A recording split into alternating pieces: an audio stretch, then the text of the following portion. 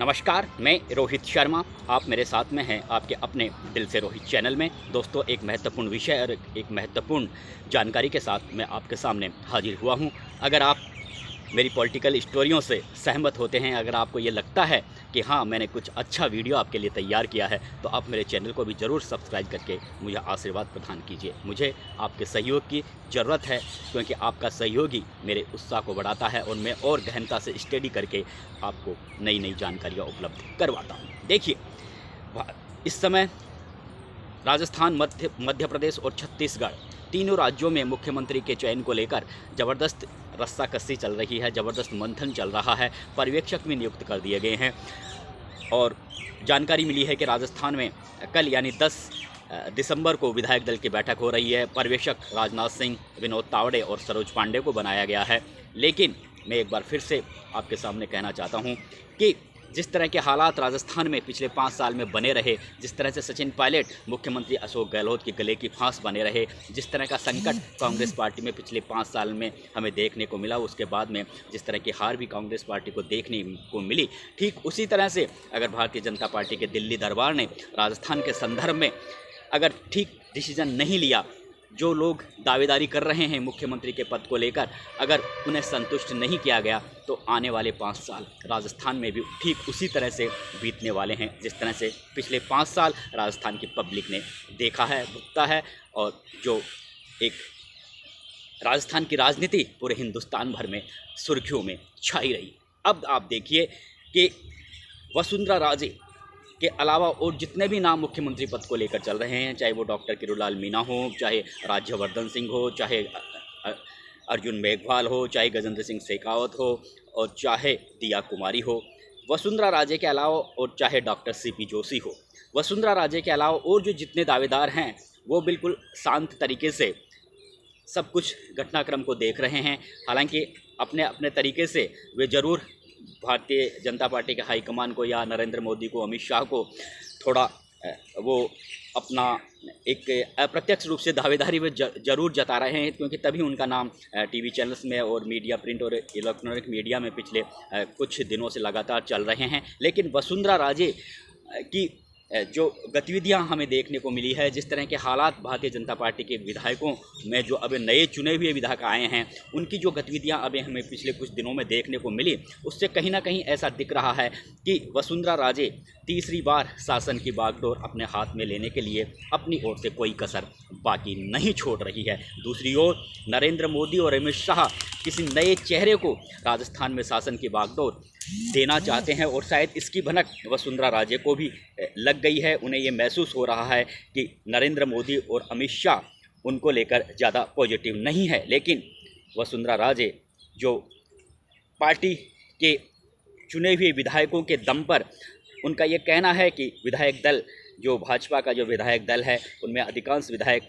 उनके पक्ष के हैं। हालांकि वो खुले तौर पर नहीं कहती हैं, लेकिन जिस तरह का वो संदेश वो दिल्ली में पहुंचाया है उन्होंने पिछले दिनों, आप सब ने देखा होगा कि चुने हुए विधायक जिस तरह से वसुंधरा राजे के आवास पर जाते हैं, उनसे मिलते हैं, और उसके बाद में जिस तरह से जो वसुंधरा राजे के पुत्र हैं दुष्यंत सिंह,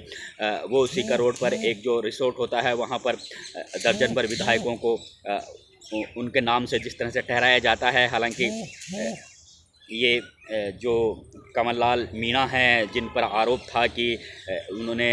हेमराज मीणा, जो ललित मीणा के जो विधायक हैं, उनके पिता हैं, उनको ये कहा बताया कि दुष्यंत सिंह से बात कर लो, अगर आप अपने बेटे को यहाँ से ले जाना चाहते हो। तो अप्रत्यक्ष रूप से दुष्यंत सिंह पर जिस तरह से बाड़ेबंदी का आरोप लगा, उससे कहीं ना कहीं ऐसा दिख रहा है कि राजस्थान में भाजपा के विधायकों में भी एक असमंजस की स्थिति बनी हुई है। हालांकि जो विधायक हैं उनमें जो वसुंधरा राजे के आवास पर पहुंचे थे, कोई कह रहा है कि 70 विधायक पहुंचे थे, 70 विधायकों का वसुंधरा को समर्थन है, कोई 24 बताता है, कोई 40 बताता है। लेकिन इतना ज़रूर है कि वसुंधरा राजे की ओर से जो भाजपा के जो विधायक हैं, उन्हें भरोसा में और विश्वास में लेने की पूरी कोशिश ज़रूर की जा रही है। इस बात से इनकार नहीं किया जा सकता। तो शायद इस तरह के घटनाक्रम को भाजपा हाईकमान ठीक नहीं मानता, नरेंद्र मोदी और अमित शाह भी ठीक नहीं मानता, और इस बाड़ेबंदी की जो खबरें मीडिया में छनकर सामने आ रही हैं। इस तरह के हालातों को देखकर ज़रूर कहीं ना कहीं नरेंद्र मोदी और अमित शाह को बुरा भी लगाया। हालांकि वसुंधरा राजे ने दिल्ली में कहा है कि वे भाजपा की अनुशासित सिपाही हैं, लेकिन जिस तरह की गतिविधियां राजस्थान में अभी पिछले कुछ दिनों में देखने को मिली, विधायकों का जो मूवमेंट देखने को मिला, उससे कहीं ना कहीं ये साफ दिखता है कि वसुंधरा राजे ज़रूर हर हाल में सीएम की कुर्सी पर खुद को बैठाने में अपनी ओर से कोई कसर बाकी नहीं छोड़ रही। और ये भी सत्य है कि वसुंधरा राजे शिवराज सिंह चौहान नहीं हैं, वसुंधरा राजे रमन सिंह नहीं हैं। हालांकि शिवराज सिंह चौहान बिल्कुल शांत होकर बैठ गए हैं, उन्होंने किसी तरह की कोई लॉबिंग भी नहीं की है, किसी तरह के अब दिल्ली के चक्कर भी नहीं काट रहे हैं। और उन्होंने ये कह भी दिया है कि मैं तो लोकसभा चुनाव में पार्टी को 29 सीटों पर जीत दिलाने की कोशिशों में जुट गया हूँ, मुख्यमंत्री कौन बनेगा मुझे इससे कोई लेना देना नहीं है। लेकिन वसुंधरा राजे का जो नेचर है, जो प्रकृति है, जो स्वभाव है, वो शिवराज सिंह चौहान से कहीं अलग है। इसलिए क्योंकि आपको पता है मुंह में सोने की चम्मच लेकर वे पैदा हुई हैं। ग्वालियर राजघराना जो हिंदुस्तान का सबसे बड़ा राजघराना माना जाता है, वहाँ की वो बेटी हैं। राजस्थान में 2 बार शासन की बागडोर अपने हाथों में ले चुकी हैं। और ये भी सत्य है कि राजस्थान में 2003 में भारत की आज़ादी के बाद या राजस्थान के गठन के बाद में पूर्ण बहुमत वसुंधरा राजे की अगुवाई में ही आया था। और 2013 में जिस तरह से बहुत बड़ी संख्या में भारतीय जनता पार्टी को बहुमत मिला था, उसमें भी वसुंधरा राजे का ही अहम योगदान था। इसलिए वे मानती हैं, कहती हैं कि राजस्थान में भारतीय जनता पार्टी को मजबूती देने में उनका बहुत बड़ा योगदान है। वो इस तरह का दर्शाने का प्रयास करती हैं। और राजनीतिक हलकों में ये माना भी जाता है कि वसुंधरा राजे इस समय सबसे मजबूत चेहरा हैं, और राजस्थान की पब्लिक में भी और भारतीय जनता पार्टी में भी। लेकिन नरेंद्र मोदी और अमित शाह दोनों ये चाहते हैं कि इस बार किसी नए चेहरे को मुख्यमंत्री की कुर्सी सौंपी जाए। और ये जो परिपाटी बनी हुई है राजस्थान में पिछले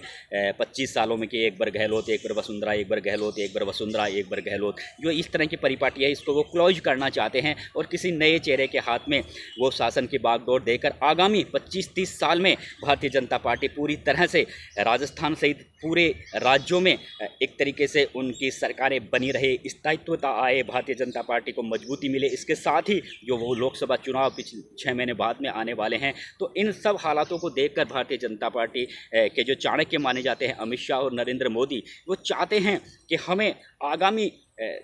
सालों को ध्यान में रखते हुए पार्टी को मजबूती प्रदान करनी पड़ेगी। और उसके लिए सबसे ज़रूरी ऐसी है कि एक ऐसे शख्स के हाथों में शासन की बागडोर सौंपी जाए जो पूरी तरह से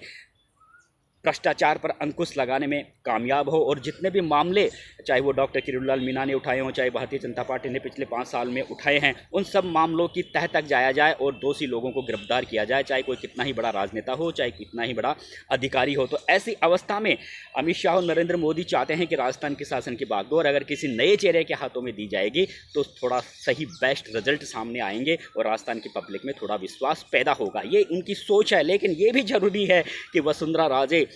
सचिन पायलट से भी कहीं बेहतर मजबूत राजनेता मानी जाती है राजस्थान की राजनीति में। और जिस तरह से सचिन पायलट सिर्फ 20 विधायकों को लेकर उन्होंने पूरी तरह से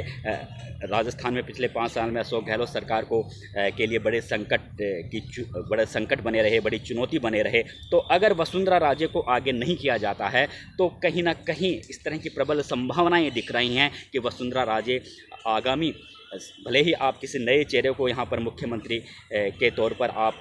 उसे मौका दे दें, लेकिन वसुंधरा राजे बिल्कुल वो चैन से नहीं बैठेगी। हालांकि वो अनुशासित सिपाही जरूर खुद को बताती हैं, लेकिन कहीं ना कहीं उसी तरह के हालात पैदा हो सकते हैं जिस तरह के हालात सचिन पायलट ने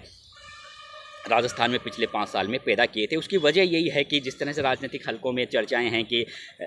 राज्यसभा चुनावों में और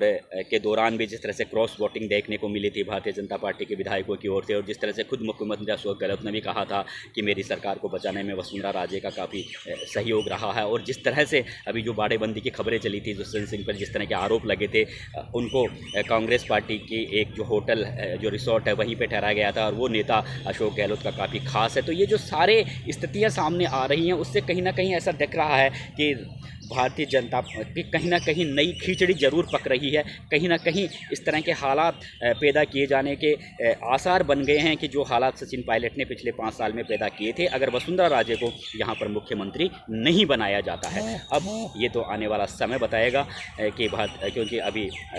कल यानी 10 दिसंबर को विधायक दल की बैठक हो रही है, और ये भी एक क्लियर है कि आप जानते हैं कि चाहे कांग्रेस पार्टी हो चाहे भाजपा हो, दोनों ही दलों की ओर से पर्यवेक्षक जरूर नियुक्त किए जाते हैं, विधायक दल की बैठक भी जरूर होती है, लेकिन जो नाम भाजपा हाईकमान जो तय कर लेता है या फिर कांग्रेस हाईकमान तय कर लेता है, उसी पर सर्वसम्मति बनाने की कोशिश की जाती है। हो सकता है पर्यवेक्षकों को भाजपा हाईकमान ने नाम सुझाव दिए हों कि आप ये नाम आपको आगे करना है,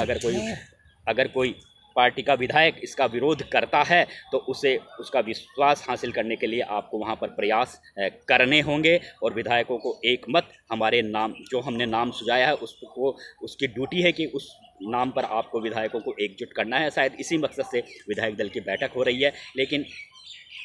कहीं ना कहीं जिस तरह से राजनाथ सिंह से वसुंधरा राजे के काफ़ी अच्छे संबंध हैं, और तमाम नितिन गडकरी हो, लाल कृष्ण आडवाणी हो, जो तमाम भारतीय जनता पार्टी के जो बड़े नेता हैं उनसे वसुंधरा राजे के काफ़ी मजबूत संबंध हैं, तो कहीं ना कहीं हो सकता है कि राजनाथ सिंह यहाँ पर जो एक वरिष्ठ नेता के तौर पर आए हैं, जो खुद भारतीय जनता पार्टी के राष्ट्रीय अध्यक्ष रह चुके हैं, हो सकता है वे यहाँ से जो कोई रिपोर्ट लेकर जाएँ उनमें कहीं ना कहीं वसुंधरा राजे को ही मुख्यमंत्री के पद पर बिठाने के लिए वो अपनी राय प्रकट करें। अब ये बात अलग है कि भाजपा हाईकमान उस राय को मानता है या नहीं मानता है, ये एक अलग बात है, लेकिन इस तरह की संभावनाएं हैं कि वसुंधरा राजे का पलड़ा थोड़ा ज़रूर भारी हो गया है। लेकिन डॉक्टर किरोड़ीलाल मीणा जैसे शख्स क्या करेंगे, जिन्होंने 5 साल तक राजस्थान की जनता के हितों को लेकर भी लगातार सड़कों पर रहे, लगातार आंदोलन करते रहे, अकेले अपने दम पर आंदोलन करते रहे। तो किरोड़ीलाल मीणा के जो समर्थक हैं और जो राजस्थान की जनता में भी अक्सर इस तरह की बातें सुनने को मिल रही है कि किरोड़ीलाल मीणा जैसे शख्स को अगर मुख्यमंत्री की कुर्सी पर बिठा देंगे तो बहुत बेटर रिजल्ट हमें देखने को मिलेंगे। इसके अलावा नए चेहरे के रूप में डॉक्टर सीपी जोशी भी काफ़ी कर्मठ, काफ़ी ईमानदार और काफ़ी सक्रिय राजनेता के रूप में माने जाते हैं, और भी बहुत से नाम, राज्यवर्धन सिंह, दिया कुमारी है। अब देखना यह है कि किसे, ओम बिरला का भी नाम है, अश्विनी वैष्णव का भी नाम है, नाम बहुत है, आधा दर्जन से भी ज़्यादा नाम है। अब देखना यह है